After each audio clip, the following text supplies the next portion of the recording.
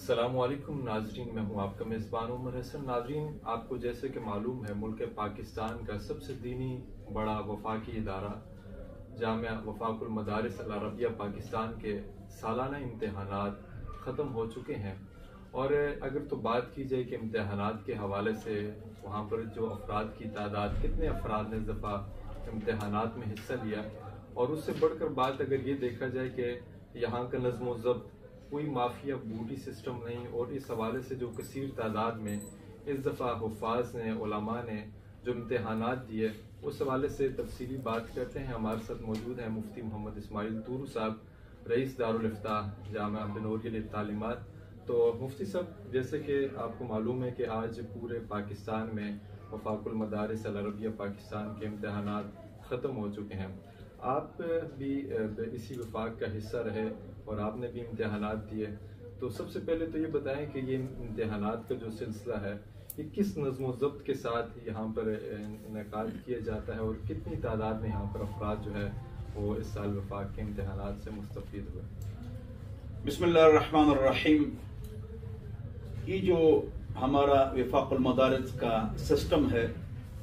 تو اس میں تقریباً 13,000 مدارس ہیں کم و بیش، اور کم و بیش 38 لاکھ طالب علم ہیں،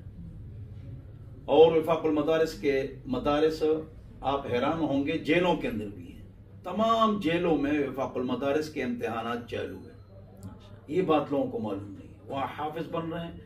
لوگ، دراسات پڑھ رہے ہیں، درس نظامی کی کلاسز ہوتی ہے، اور حکومت کی ہم تعریف کرتے ہیں ماشاءاللہ کہ جو وفاق المدارس سے حافظ بن جائے، عالم بن جائے اور دراسات کا کورس کر لے تو ان کو باقاعدہ 2 سال اور 3 سال اور 4 سال قید میں چھوٹ ہوتی ہے۔ ہاں، میں گیا، مجھے بیان کے لیے انہوں نے بلایا، تو میں جب گیا اور بیان کیا، اڈیالہ جیل میں صفائی بھی سب بہترین ہے ماشاءاللہ، اور ان کا جو قیدیوں کے ساتھ رویہ ہے اور ان کا سسٹم ہے اور صفائی ہے وہ بھی بڑی اچھی ہے، لیکن انہوں نے جو دینی تعلیم کے لیے انتظام کیا ہے وفاق المدارس کا، وہ ٹاپ کا ہے ماشاءاللہ، اور تمام جیلوں میں اس طرح ہے۔ یہ ضروری ہے جو میں نے بات بتلائی۔ اگلی بات یہ ہے کہ یہ جو نظام ہے ہمارا، آپ حیران ہوں گے کہ تمام صوبوں میں گورنمنٹ امتحان لیتی ہے تو وہ صوبہ وائز ہوتے ہیں، یعنی صوبہ امتحان دیتا ہے،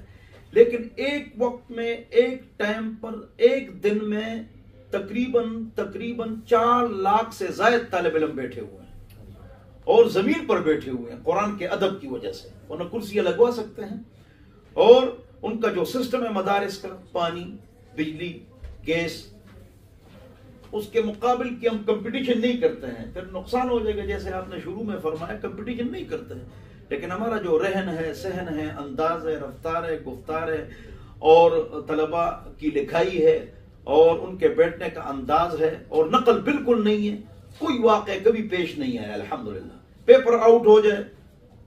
ایک بار آؤٹ ہوا ہے اور فوراً اس کا دفیع ہو چکا ہے الحمدللہ۔ ہمارے 2 طالب علم تھے، ان کے داخلے ہو چکے تھے، اور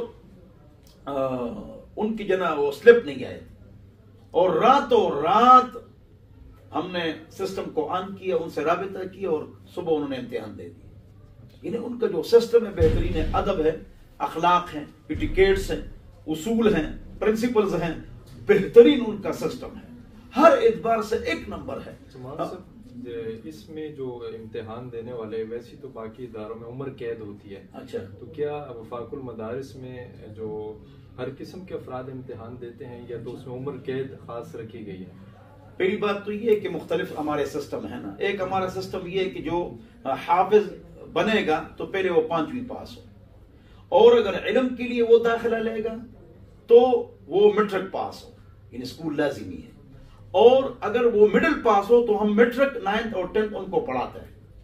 یہ تو حفظ اور علم کے لیے ہے، لیکن یہ جو ہمارا ادارہ ہے وفاق المدارس کا، اس میں اس حوالے سے عمر کی کوئی قید نہیں ہے کہ 70 سال کا آدمی دراسات ہمارے ساتھ کر سکتا ہے۔ آپ حیران ہوں گے کہ پورے پاکستان میں سب سے زیادہ دراسات کے طالب علم 13 کلاسز ہمارے پاس تھی۔ اس میں ایک آدمی تھا، اس کی عمر 63 سال تھی، اس نے دراصات کا کورس ہمارے پاس کر لیا، موبائل بینک کا ڈائریکٹر، نادرا کا ڈائریکٹر، البرکہ بینک کا چیف، موٹر وے پولیس کے آفیسر، بڑے بڑے الحمدللہ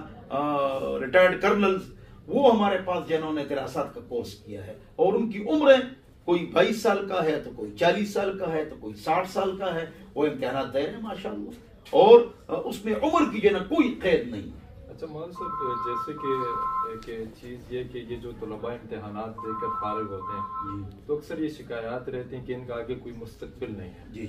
تو جو امتحان دینے کے بعد کون سی ایسی ان کو وفاق کی طرف سے ہدایات ملتے ہیں کہ اس پر عمل کر کے یہ آگے آنے والی زندگی کی مشکلات سے لڑ سکیں؟ دیکھو بات یہ ہے کہ یہ اشکال ہوتا ہے، آپ نے ٹھیک فرمایا۔ دیکھو ڈاکٹر وکیل ہے، ڈاکٹر ہے لیکن وکیل نہیں ہے، اور ایڈوکیٹ جو ہے وہ ڈاکٹر نہیں ہے، اور جو ڈاکٹر ہے وہ انجینئر نہیں ہے، جو انجینئر ہے تو وہ ڈاکٹر نہیں ہے۔ لیکن علماء کو کہا جاتا ہے کہ تم ڈاکٹر بھی بنو، وکیل بھی بنو، پروفیسر بھی بنو، لیکچرر بھی بنو، جیولوجسٹ بھی بنو، پیتھیالوجسٹ بھی بنو، تو یہ ہمارے ساتھ یہ رہتی ہے۔ ہمارا جو ظاہری ہے اور جائز بھی ہے، ابوبکر، عمر، عثمان، علی، حیدر کرار رضی اللہ عنہ اجمعین، انہوں نے جب خلافت سنبھالی، آپ مجھے بتائیں جب خلافت سنبھالی تو انہوں نے 2 کام کیے ہیں۔ ابوبکر انہوں نے کپڑے یہاں پر رکھ لیے ایسے، کب؟ جب خلیفہ بنے تو جا رہے تھے تو عمر نے روک لیا رضی اللہ عنہما کہ کہاں جا رہے ہو؟ کہ میں بچوں کے لیے کمانا ہے۔ تو عمر نے فرمایا کہ اگر آپ وہاں جائیں گے نماز کون پڑھائے گا؟ جنازے کا مسئلہ ہے، بہت سارے مسائل ہیں، تو لوگوں کا کیا بنے گا؟ لہذا حضرت ابوبکر کو روک لیا۔ ابوبکر رک گئے تو ان کے کون سے کام تھے؟ 2 کام تھے، شریف فیصلے، اہم کام تو بہت سارے تھے، شریف فیصلے اور نماز پڑھانا۔ ابوبکر، عمر، عثمان، علی، حسن، حسین رضی اللہ عنہم، تو شریف فیصلے اور نماز پڑھانا، تو بیت المال سے ان کو تنخواہ ملتی تھی، اور 700 سال یہ تنخواہ ملتی تھی، اور عرب ممالک میں ملتی ہے۔ اب ذرا سستی آ چکی ہے، اس تفصیل میں ہم نہیں جاتے ہیں نا، تنقید نہیں کرتے، تو اب جو ہے نا یہ فریضہ احسن طریقے سے عوام مطلب یہ کہ ادا کر رہی ہے، اور مدرس جو ہوتا ہے، خطیب جو ہوتا ہے، ادھر پڑھا رہا ہے ادھر مسجد میں، تو ان کو تنخواہ ملتی، اگرچہ وہ کم ہے لیکن آپ کو پتہ ہے کہ اس میں برکت ہوتی ہے۔ پوری دنیا ہڑتالیں کرتی ہے، کسی عالم نے آج تک ہڑتال نہیں کیا ہے، اور آج کل ہم یہ نصیحتیں کرتے ہیں کہ علماء کو چاہیے کہ جب وہ فارغ ہو جائیں، 23-24 سال ان کی عمر ہوتی ہے، تو وہ